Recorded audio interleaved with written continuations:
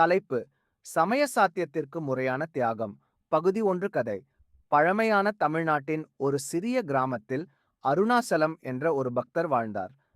அவர் ஒரு எளிய விவசாயி, ஆனால் அவரது வாழ்க்கையின் மையம் இறைபக்தி. அருணாசலம் தினமும் காலை எழுந்தவுடன் அருகிலுள்ள சிவன் கோவிலுக்கு சென்று தியானம் செய்து விரதம் இருந்து பக்தியுடன் இறைவனை வழிபட்டார். ஒரு நாள் அவரது மகள் அபிராமி திடீரென கடுமையான நோயால் பாதிக்கப்பட்டாள். கிராமத்தில் உள்ள மருத்துவ வசதிகள் குறைவாக இருந்ததால் அருணாச்சலம் மிகுந்த கவலையில் மூழ்கினார். அவர் இறைவனை நோக்கி, ஐயா, என் மகளின் உயிரை காக்க நான் என்ன செய்ய வேண்டும் என்று பிரார்த்தித்தார்.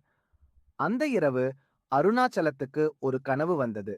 அதில் ஒரு முனிவர் தோன்றி, அருணாச்சலா, உன் மகளின் குணமடைய நீ 21 நாட்கள் கேதார கௌரி விரதம் அனுஷ்டிக்க வேண்டும். இந்த விரதம் பார்வதி தேவியால் பரமேஸ்வரரை அடைய அனுஷ்டிக்கப்பட்டது. நீயும் அதை பின்பற்றினால் உன் மகளுக்கு நலம் கிட்டும் என்று கூறினார். கடிலா ஊசி blogspot.com. ஒடாம்பல். அருணாச்சலம் அந்த கனவின் வழிகாட்டுதலை நம்பி ஈநாள் முதல் கேதார கௌரி விரதத்தை ஆரம்பித்தார். ஒவ்வொரு நாளும் அவர் சுத்தமான உடையில் ஆலமரத்தின் கீழ் அமர்ந்து சிவனுக்கு அபிஷேகம் செய்து பூஜை செய்து உபவாசம் இருந்து இறைவனை பிரார்த்தித்தார். அப்பொழுது கிராம மக்கள் அவரது தியாகத்தை பார்த்து, அருணாசலம், உன் மகளுக்காக நீ இவ்வளவு தியாகம் செய்கிறாய். இறைவன் உன் பக்தியை கண்டிப்பாக புரிந்து கொள்வார் என்று ஊக்கமளித்தனர். 21 நாட்கள் முடிந்ததும் அபிராமியின் உடல்நிலை மெதுவாக மேம்படத் தொடங்கியது. மருத்துவர், இது ஒரு அதிசயம், அவள் விரைவில் முழுமையாக குணமடைவாள் என்று கூறினார்.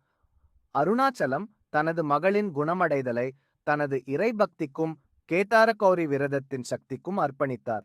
அவர், இறைவன் நம்மை சோதிக்கலாம், ஆனால் நம்மை ஒருபோதும் விலக்க மாட்டார் என்று கூறினார். தொடரும். பகுதி 2 காணப்போகிறீர்கள். அருணாச்சலத்தின் தியாகம் கிராம மக்களில் என்ன மாற்றத்தை ஏற்படுத்தியது? அபிராமியின் வாழ்க்கையில் புதிய திருப்பம். கேதார கௌரி விரதத்தின் முழுமையான விளக்கம். கடிலா ஊசி blogspot.com. இந்த கதையின் தொடர்ச்சியை விரைவில் பகிர்வேன். உங்களுக்கு விருப்பம் இருந்தால் பகுதி 2 எழுத தயார்.